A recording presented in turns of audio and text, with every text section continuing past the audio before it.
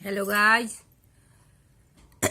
हजुरहरूलाई आज एउटा मेरो मनको प्रश्नको उत्तर भने पनि एउटा सुझाव भने पनि जे सोच्नुहुन्छ हजुरहरूको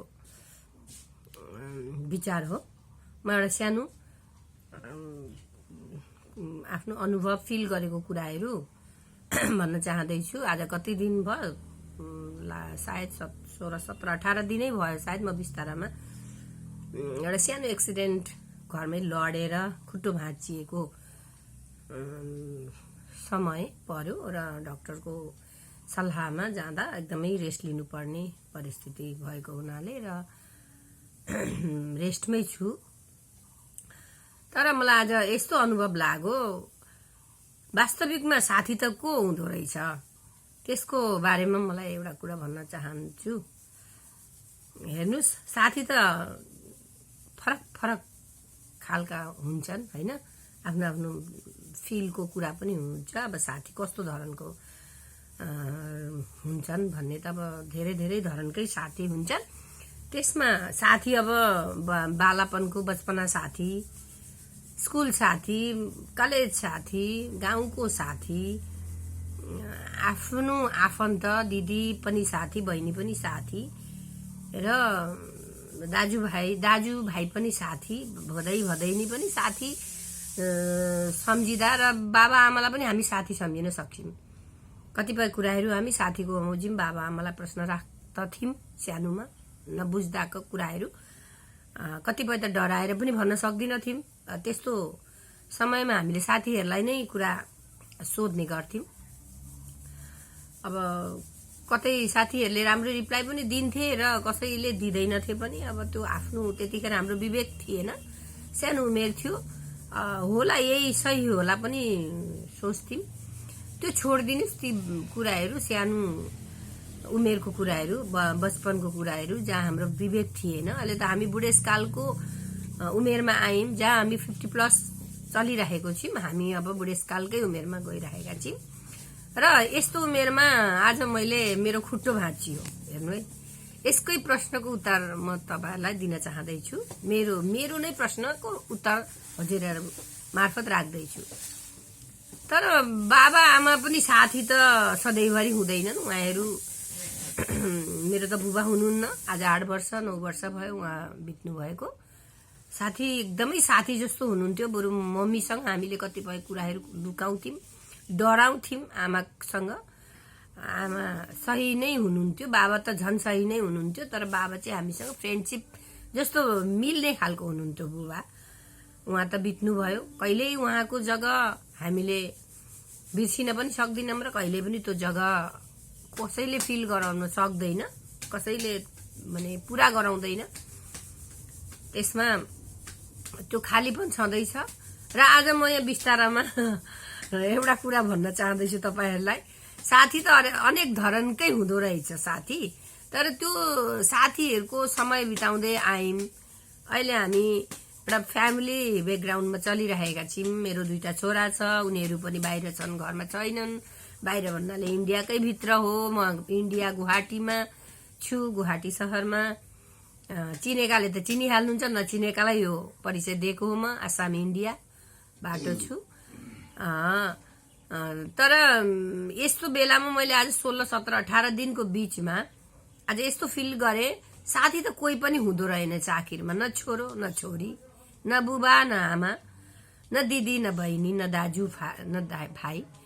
अब यो व्यस्तताले उहाँहरूलाई दोष त लगाएको होइन मैले। उहाँहरूको समय र व्यस्तताले नै उहाँहरूलाई बिजी बनाउनु भएको हो।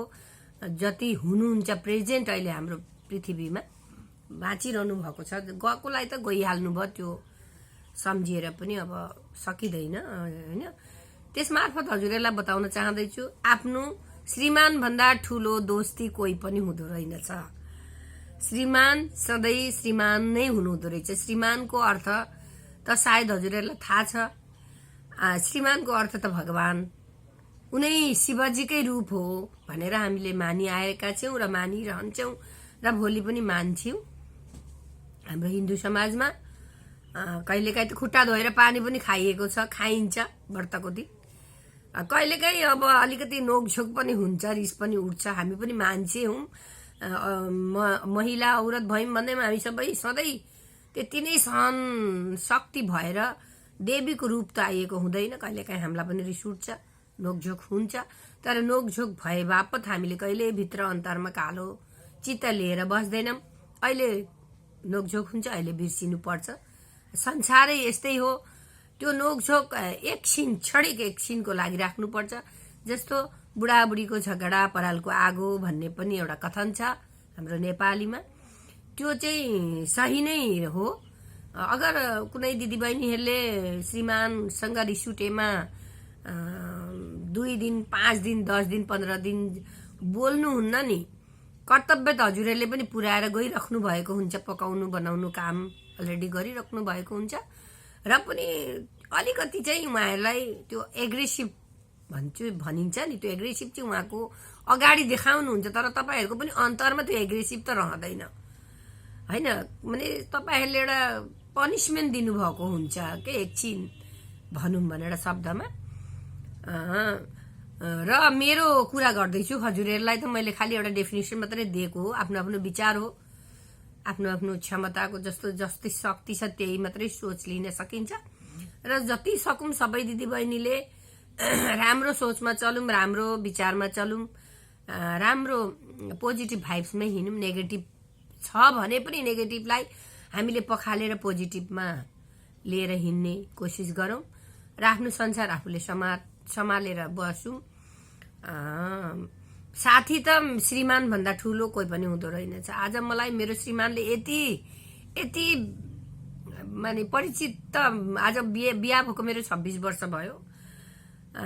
परिचित त म खुदै छु। र पनि कतिपय क्षेत्रमा हामीले गर्छौँ, तपाईँहरूले एक दिन पकाउँदा कस्तो हुन्छ त्यो एउटा प्रश्न गर्थेँ मैले श्रीमानलाई। तर आज 18-19 दिन भयो उहाँले यति उ गरेर गर्दै हुनुहुन्छ, बिताउँदै हुनुहुन्छ। मेरो 21 दिनको यो रेस्ट हो। अब डाक्टर कहाँ गएर हेर्दाखेरि राम्रो भएकोसम्म त म हिँड्न सकिहाल्छु। त्यसैको लागि नै उहाँले नि धेरै चेष्टा गरिरहनु भएको छ, नबिग्रियोस्, केही भोलिलाई फेरि अप्ठ्यारो नपरोस् भन्नेमा। र त्यही भएर म पनि तपाईँहरू मार्फत जनाउन चाहदैछु, म मेरो श्रीमानलाई धेरै धेरै धेरै धेरै माया गर्छु। र भगवानले पनि उहाँलाई सहनशक्ति र धैर्यको सधैँ बाटो देखाउनुहोस् र राम्रो सच्च मनको बाटो देखाउनुहोस् र सधैँ राम्रो होस्। मेरा छोराछोरीलाई राम्रो होस्, मेरो परिवार सधैँ राम्रो होस् र तपाईँहरूको आशीर्वाद पनि मिलोस्। र आफ्नो श्रीमानलाई कहिल्यै नेगेटिभले नहेर्नु होला। मेरा दिदीबहिनीलाई म बहुतै भन्न चाहन्छु। र मेरो दाजुभाइमा पनि जति श्रीमानहरू हुनुहुन्छ, दिदीबहिनीका श्रीमानहरू हुनुहुन्छ, उहाँहरूले पनि आफ्नो श्रीमतीलाई देवी स्वरूपै गरेर तपाईँहरूले पनि राम्ररी राख्नु होला। राम्रो परिवारको राम्रो माहौल बनिरहोस् भन्ने सोचमा तपाईँहरूले पनि त्यसरी नै हिँड्नु होला। म त्यही भन्न चाहन्छु। ल, धन्यवाद। मेरो श्रीमान उहाँ बसिरहनु भएको छ, सुनिरहनु भएको छ। मेरो खुट्टो यस्तो छ हेर्नुहोस् होइन। र पनि 2टा कुरा मलाई आज भिडियो मार्फत भन्न मन लाग्यो। केही भुल भए क्षमा चाहन्छु। मेरो आफ्नो विवेक, आफ्नो सोच मात्रै हजुरहरूलाई सुनाएको। ल, मुरी धन्यवाद। By by.